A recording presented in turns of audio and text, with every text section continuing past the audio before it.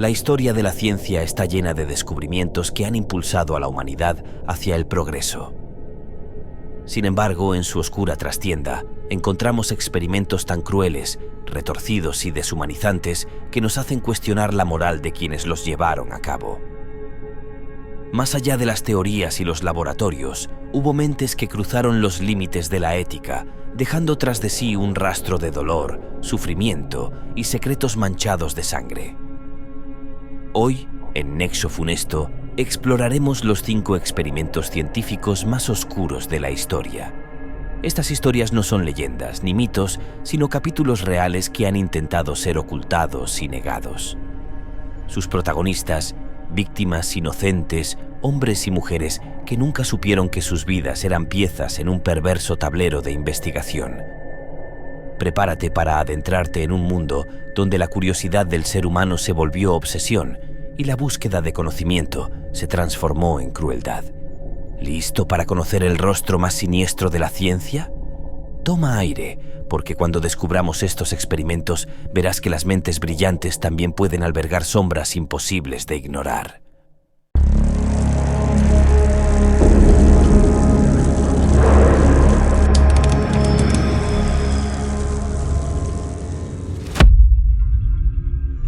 Esto es Nexo Funesto. Caso 1. El estudio de sífilis en Tuskegee. Imagina un paisaje rural bañado por el sol de principios del siglo XX, una comunidad humilde en las zonas más apartadas del estado de Alabama, en los Estados Unidos. Personas de escasos recursos, rostros marcados por el trabajo duro en el campo, manos encallecidas y miradas llenas de resignación ante una vida difícil. Allí, en aquel entorno aparentemente tranquilo, comenzó uno de los experimentos más crueles y oscuros de la historia de la medicina. El estudio de sífilis en Tuskegee. Corría el año 1932 cuando el Servicio de Salud Pública de los Estados Unidos decidió iniciar una investigación secreta, un estudio que se prolongaría de forma ininterrumpida durante 40 años hasta el año 1972. El objetivo declarado ante los ojos ciegos de la ética era comprender la evolución natural de la sífilis en hombres afroamericanos que, al desconocer su propia condición, no serían tratados adecuadamente. Se eligió a varios cientos de hombres enfermos, almas humildes que confiaban en las batas blancas de los médicos y en las promesas de cuidado y atención. Al principio, los investigadores ofrecieron lo que se describía como un programa gratuito de salud. Les prometían revisiones médicas, transporte y algunos beneficios mínimos. Para quienes habían vivido siempre en la pobreza, con escaso o nulo acceso a la atención sanitaria, aquello era un regalo milagroso. Sin embargo, esa promesa no era más que un espejismo cruel. Los hombres no sabían que se convertirían en conejillos de indias, que sus cuerpos serían el lienzo sobre el cual se pintaría con el pincel frío de la indiferencia. A medida que pasaban los años, la enfermedad avanzaba en aquellos hombres sin recibir el tratamiento adecuado. Cuando la penicilina se convirtió en un remedio eficaz contra la sífilis en la década de 1940, aquellos que deberían haber sido curados fueron dejados a su suerte, ignorando así la llegada del antídoto que podía salvarlos. Las autoridades sanitarias lo sabían, pero callaron con la frialdad de quienes ven a la humanidad como un dato estadístico, no como seres de carne y hueso. Durante décadas, estos hombres siguieron sufriendo en silencio la degradación de sus cuerpos, la ceguera que los envolvía, la locura incipiente y el dolor de los huesos, mientras la enfermedad se apoderaba lentamente de sus vidas. Sus esposas, hijos y nietos también pagaron el precio, contagiados o marcados por el estigma de un mal que jamás debió extendérseles. La comunidad, sin explicaciones, continuó confiando en las promesas vacías, sin saber que eran piezas en un juego macabro, un experimento en el que la vida humana era moneda de cambio para la curiosidad más despiadada. Solo 4 décadas más tarde, cuando la verdad salió a la luz, el horror se hizo palpable. Hombres utilizados como especímenes de laboratorio, sin consentimiento ni entendimiento, negándoles la cura simplemente para observar cómo la enfermedad carcomía su salud. La prensa, Las asociaciones civiles y el clamor público exigieron justicia, pero el daño ya estaba hecho. Para entonces, la palabra Tuskegee se había convertido en sinónimo de traición, maldad, discriminación y crueldad científica. Esta historia, la del estudio de sífilis en Tuskegee, nos muestra el lado más siniestro de la ciencia, ese en el que las batas blancas y los instrumentos médicos se transforman en armas, en manos de quienes olvidan que detrás de cada paciente hay un ser humano con sueños, miedos y esperanzas. Un recordatorio doloroso de que el conocimiento, cuando se separa de la moral, puede dejar cicatrices imborrables en la memoria de la humanidad. Caso 2. La unidad 731 en el Imperio japonés. Imagina un paraje frío y desolado en el noreste de Asia, un paisaje de inviernos implacables y suelos endurecidos por las heladas. Allí, en las entrañas del Imperio japonés, durante la década de 1930, se gestó uno de los capítulos más siniestros y crueles de la historia de la ciencia. Hablamos de la Unidad 731, un laboratorio del horror que operó en secreto bajo el velo de la guerra y la expansión imperial. Esta unidad, establecida en la región de Manchuria, estaba dirigida por un médico con ambiciones enfermizas, el Dr. Shiro Ishii. Bajo su mando, un grupo de científicos y militares japoneses llevó a cabo experimentos inhumanos con prisioneros de guerra y civiles, en su mayoría de origen chino, coreano y ruso. Sus víctimas eran consideradas simples marutas, término deshumanizante que significaba troncos de madera, pues se las percibía como meros objetos de estudio sin identidad ni derechos. En las barracas heladas y los pabellones ocultos de esta unidad, los gritos ahogados y el silencio forzado eran parte del día a día. Los prisioneros, hombres, mujeres y a veces incluso niños, eran sometidos a pruebas impensables. Se les inyectaban enfermedades mortales como la peste bubónica, el ántrax o la sífilis, con el fin de observar la progresión de la infección en sus cuerpos. Sin anestesia ni compasión, se realizaban vivisecciones mientras la víctima seguía consciente, analizando el funcionamiento de órganos y tejidos en tiempo real, como si se tratase de una simple disección en un laboratorio universitario. La Unidad 731 no solo experimentaba con enfermedades, también se dedicaba a estudiar los efectos de la hipotermia, sumergiendo a sus prisioneros en agua helada hasta que sus extremidades se congelaban. Luego, los investigadores intentaban averiguar cuántas horas podía resistir la carne humana antes de quebrarse como cristal bajo el rigor del frío extremo. En otros casos, se probaban armas químicas y biológicas, liberando patógenos en aldeas enteras para observar el resultado letal en las comunidades desprevenidas. Este laboratorio del horror funcionó hasta que la guerra tocó a su fin en el año 1945.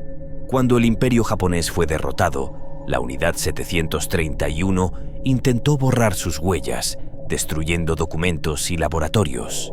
Sin embargo, los rumores y los testimonios de algunos sobrevivientes se filtraron con el paso del tiempo. El mundo se enteró tarde del abismo de crueldad que allí se había cultivado en nombre de la ciencia.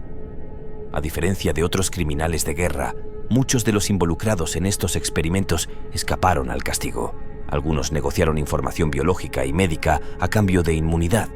Así, el horror quedó impune y la ciencia, una vez más, fue mancillada por mentes que consideraron el dolor ajeno como un peldaño necesario hacia el conocimiento. Recordar la Unidad 731 es asomarse al vacío moral de una época donde la curiosidad y la ambición corrompieron el espíritu humano. Un recordatorio aterrador de que la ciencia, sin los límites de la ética y la compasión, puede transformarse en un arma contra la misma humanidad a la que debería servir. Caso 3. Los experimentos de Josef Mengele en el campo de Auschwitz. Transpórtate a un tiempo y un lugar donde la compasión había desaparecido, donde la guerra había convertido la dignidad humana en un lujo, no en un derecho. Imagina un campo cercado por alambre de espino, bajo un cielo gris que rara vez dejaba pasar la luz del sol. Estamos en Europa Central, durante la Segunda Guerra Mundial. En Auschwitz, el infame campo de concentración y exterminio, la muerte se había vuelto rutina y el dolor moneda corriente. Allí, entre barracones atestados de hombres, mujeres y niños aterrados, un médico de bata blanca y sonrisa torcida se erigía como un dios sin piedad. El doctor Joseph Mengele. Mengele, apodado el Ángel de la Muerte, seleccionaba a sus víctimas al pie de los trenes que llegaban repletos de almas asustadas. Su obsesión eran los gemelos, un fenómeno biológico que él consideraba perfecto para sus experimentos macabros. Cuando encontraba dos niños idénticos, sus ojos brillaban con un entusiasmo perturbador. Los niños eran separados del resto, llevados a instalaciones médicas improvisadas, lejos de la mirada del mundo, en un rincón maldito de aquel infierno en la tierra. Allí, bajo la tenue luz de lámparas mortecinas, Mengele realizaba exámenes y pruebas que se alejaban de la ciencia verdadera para internarse en el reino de la locura y el sadismo. A los gemelos se les extraía sangre hasta el extremo del desmayo, se les inyectaban sustancias desconocidas para registrar sus reacciones. El doctor buscaba, sin un propósito moral, desentrañar secretos genéticos que justificaran su ideología retorcida. Buscaba explicar la pureza de la raza, manipular la herencia, o quién sabe qué otras quimeras siniestras albergaba su mente. Los niños, asustados, temblaban ante la mirada impasible del médico y sus asistentes. Se dice que a algunos les cambiaban de color los ojos mediante inyecciones en los globos oculares, provocándoles un dolor insoportable. A otros los abrían en canal, sin anestesia, para comparar órganos entre gemelos, como si se tratara de un macabro juego de espejos orgánicos. La agonía no conocía límite, y la muerte era, en muchos casos, la única salida a aquel calvario. Los cuadernos de notas de Mengele, si es que alguna vez existieron de forma completa, jamás revelaron nada que aportara conocimiento verdadero a la medicina. Sus experimentos no tenían valor científico, pero sí exhibían la capacidad humana para negar la humanidad del otro. Aquellos niños no eran pacientes, eran piezas de un rompecabezas enfermo que existía solo en la mente del médico y en la maquinaria de crueldad del régimen nazi. Cuando la guerra terminó, Mengele escapó, llevándose con él el silencio culpable de sus actos. Pasarían décadas antes de que la humanidad comprendiera la magnitud del horror que él y otros perpetraron en nombre de una supuesta ciencia. Testimonios de sobrevivientes, muy pocos y marcados de por vida, sacaron a la luz la verdad. Los experimentos del Ángel de la Muerte fueron un monumento a la barbarie, una lección indeleble de que la ciencia, si sirve al odio y a la locura, se convierte en un instrumento de tortura y destrucción. Recordar lo que Mengele hizo en Auschwitz no es un mero ejercicio histórico, es una advertencia. La luz de la razón se extingue cuando el investigador olvida que su objeto de estudio es un ser humano y no un espécimen descartable. De ese olvido nacen los horrores más profundos que la historia pueda relatar. Caso 4. El proyecto MKUltra y la manipulación mental en Estados Unidos. Imagina un mundo lleno de tensiones invisibles, un tablero global marcado por la sospecha, el espionaje y la posibilidad de una guerra que podría desatarse en cualquier momento. Estamos en la segunda mitad del siglo XX, concretamente en la década de 1950 en los Estados Unidos. Mientras el país alardeaba de libertad y prosperidad, entre pasillos de oficinas gubernamentales se fraguaba un proyecto que mancillaría la integridad y los derechos humanos de muchos ciudadanos. El proyecto MKUltra. Creado y supervisado por la Agencia Central de Inteligencia, o CIA, este programa secreto tenía un objetivo siniestro: comprender y controlar la mente humana. La agencia temía que enemigos extranjeros pudieran emplear técnicas de control mental, así que, con la excusa de proteger la seguridad nacional, decidió explorar los límites de la psique sin importarle las consecuencias morales. Así, se llevaron a cabo experimentos en hospitales, prisiones y universidades, a menudo sin que los sujetos siquiera supieran que estaban participando.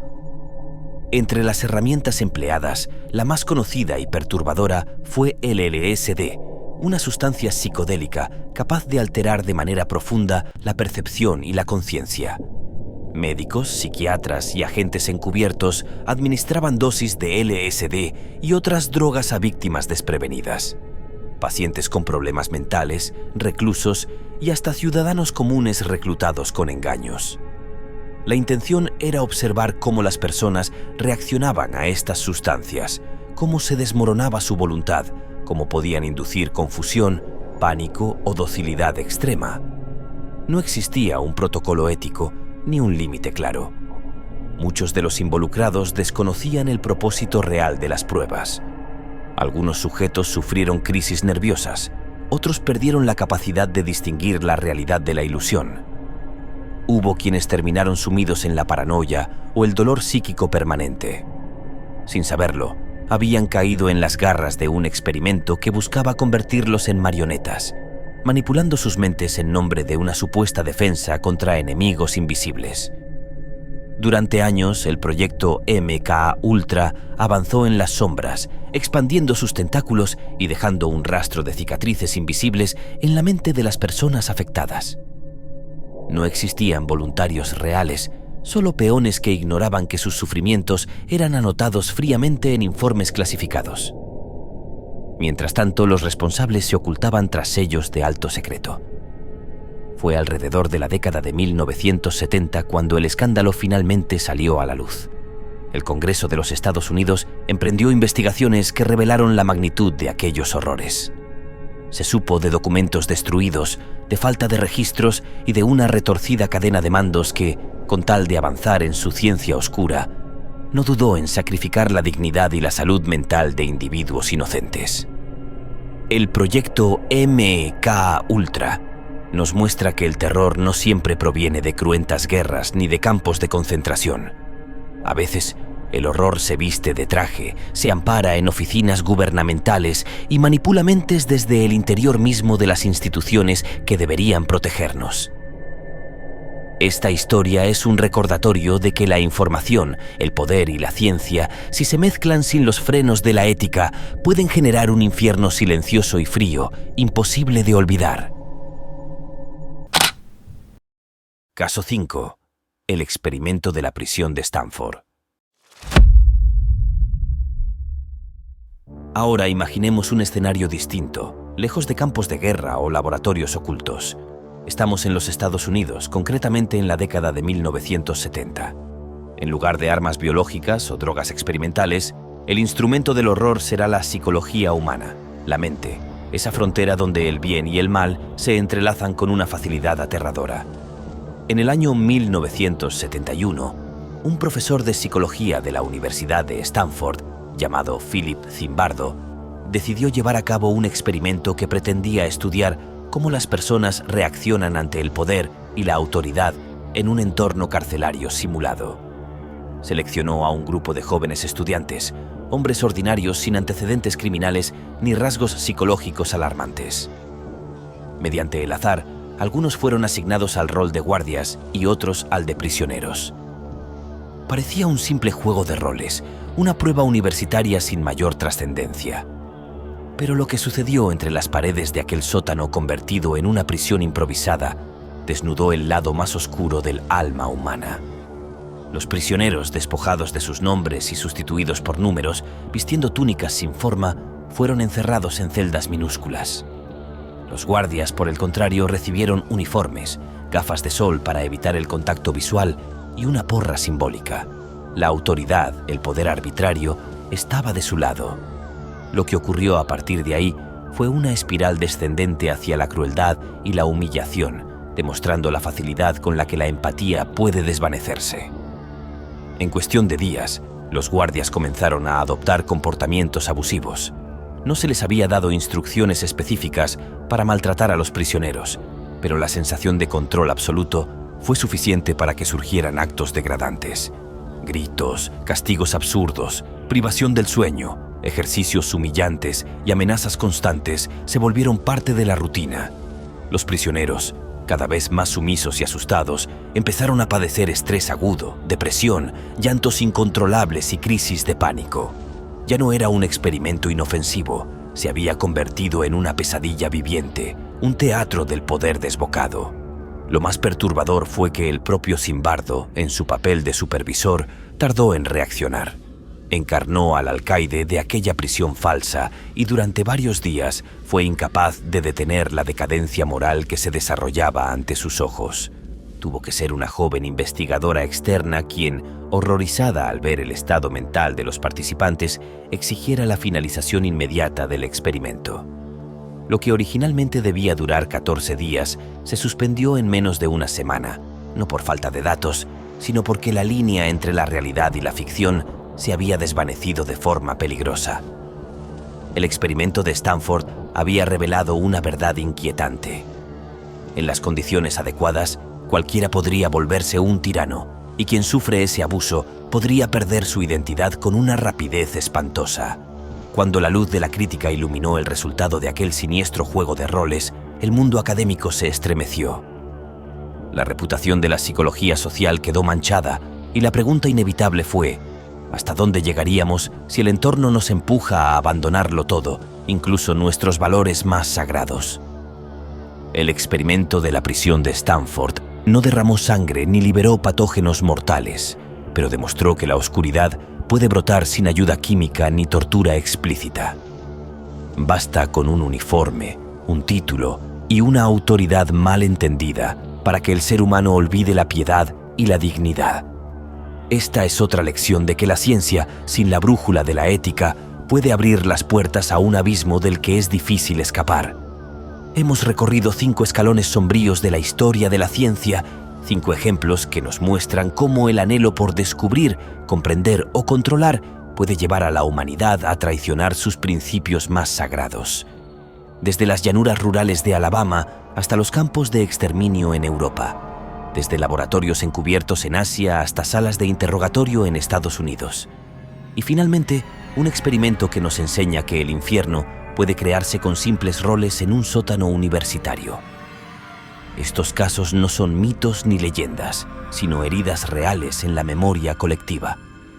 Nos recuerdan que la inteligencia, la técnica y el conocimiento, si no se enraizan en la compasión, la ética y el respeto por la vida, pueden convertirse en el instrumento más afilado del mal.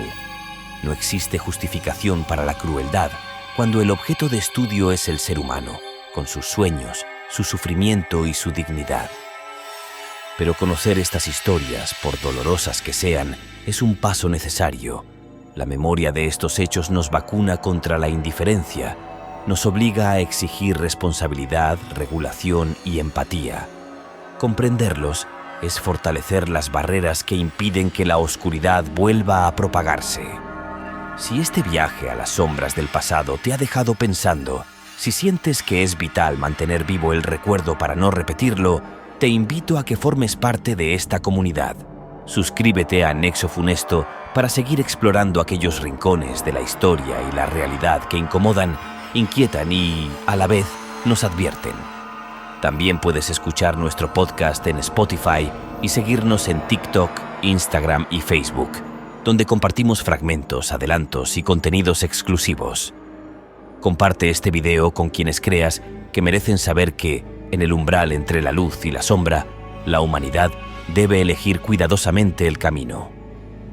Aprendamos, recordemos y exijamos humanidad. Solo así garantizaremos que el conocimiento jamás vuelva a teñirse de sangre y silencio.